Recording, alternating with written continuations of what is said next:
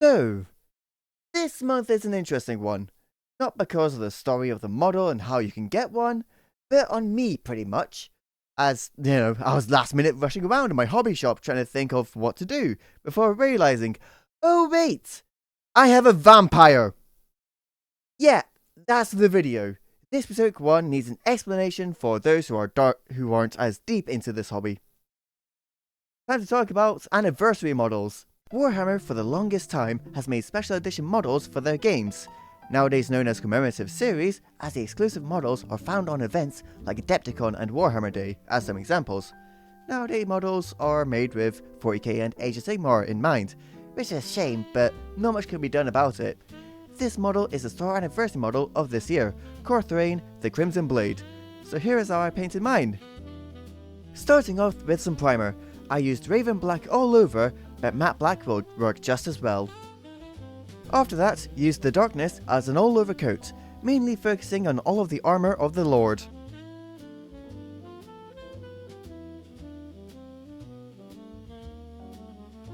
Next, use a dry brush with some deep ocean blue on it, going over the armour plating, allowing the paint to be lightly applied while doing so.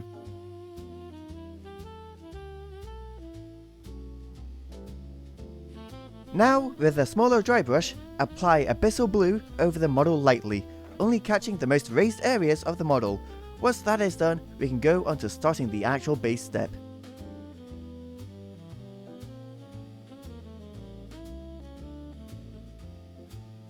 On to basing now. While I do only have one metallic paint on screen, I do have a thing to show you all.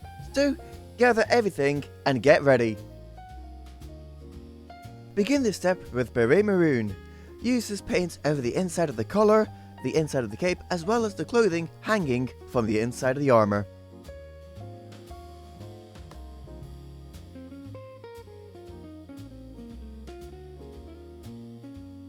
Then some Hydra Turquoise. I'll use this on all of the outside bits of the collar, cape, and even the boots and straps. Do a few coats to make sure you have proper coverage on the areas.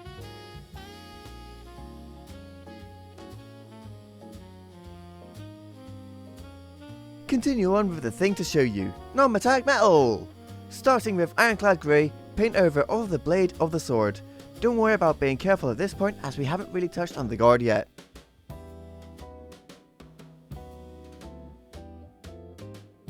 Using this rough example, apply some deep grey onto the face of the blade on each side of the sword.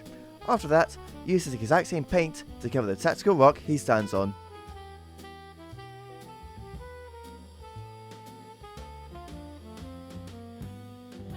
On to the smaller details, starting with Pharaoh Guard.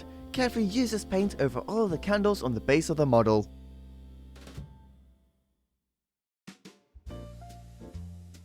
Back to the main part. Using one stone, carefully go over all the visible skin, such as the head, arms, and both hands. Be careful on the hand reaching for the blood, as it's got finger armor.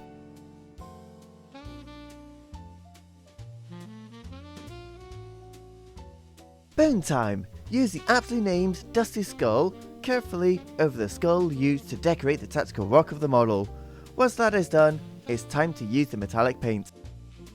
Metallic now. Simply use Emperor Gold over the sword's guard, handle, and pommel.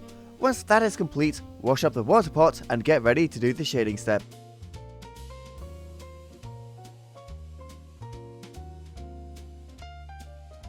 Shading time now. I originally planned for the red to be without shade, but you will see that I have changed that later on. So, gather everything and let's continue. Shading starts with Pine Hollow Shade, going over all of the turquoise areas. Be careful when going near the bat armor and tactical rock.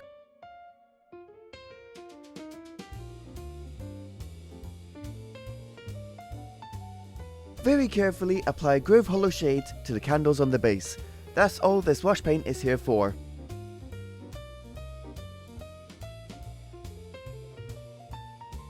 Skin tone now, I used the speed paint Pallid Bone in small amounts to add in the shading, just keeping the idea of pale skin.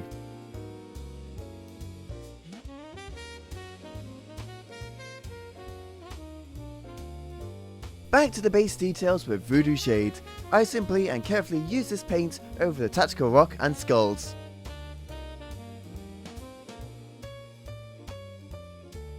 Here is what I meant by later on. Use vine root shade over all of the red and gold details. Once that is done, you can get ready to do some layering.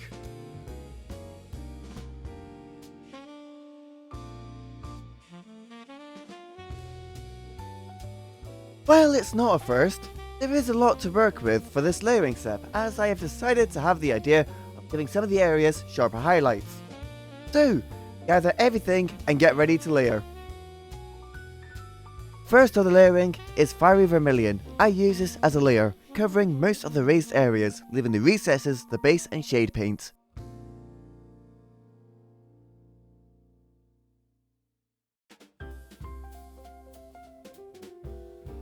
Do the same thing for the turquoises, that being aquamarine, going over the areas that will catch the light the most.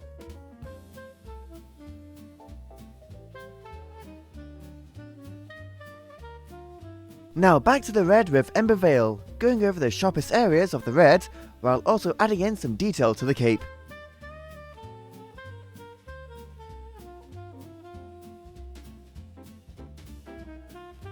Then turquoises once more with Marine Mist. Use this paint over the sharpest points and the same texture style as the red on the cape.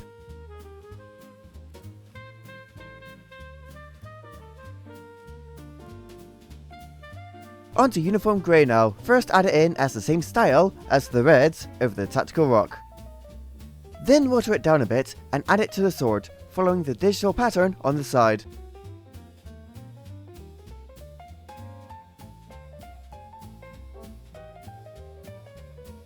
Follow it up with Ash Grey, starting with highlights on the Tactical Rock. And watering it down to use the paint on the sword, using the same style on the right.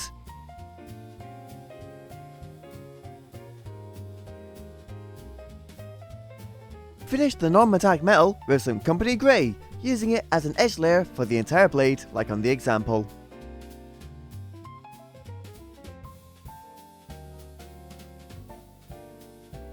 Small details time, start with Talisman Teal, carefully going over the edges of the candles.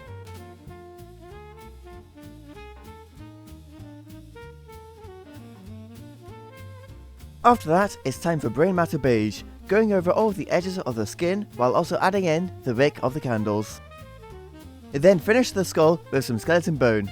Once that is done, we can finish the metallics on the model.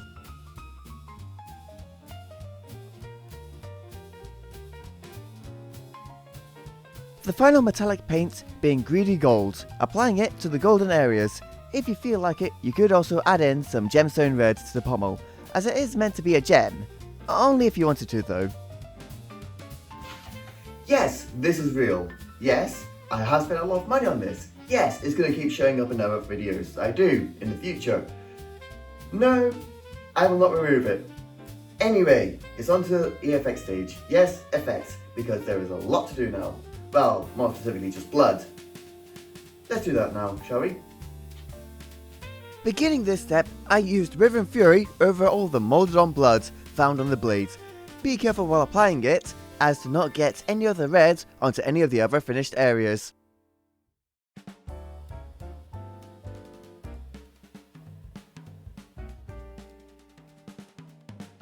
For some subtle highlighting, I used Bloodthorn carefully as a low highlight for the moulded on blood.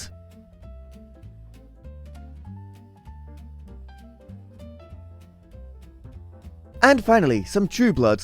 I covered the red on the sword with it, while also using a bit on the mouth and the hand holding out for it.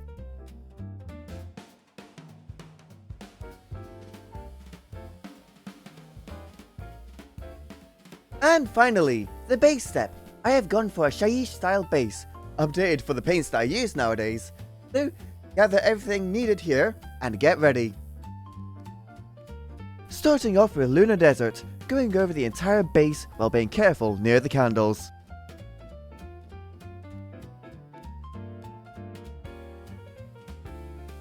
Once that is dried, use Nightroot Shade to wash the entire desert.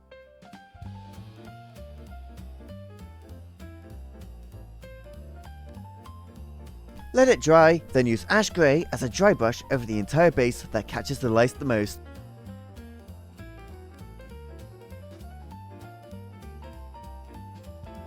As for the final paint, use Matte Black over the entire rim of the base.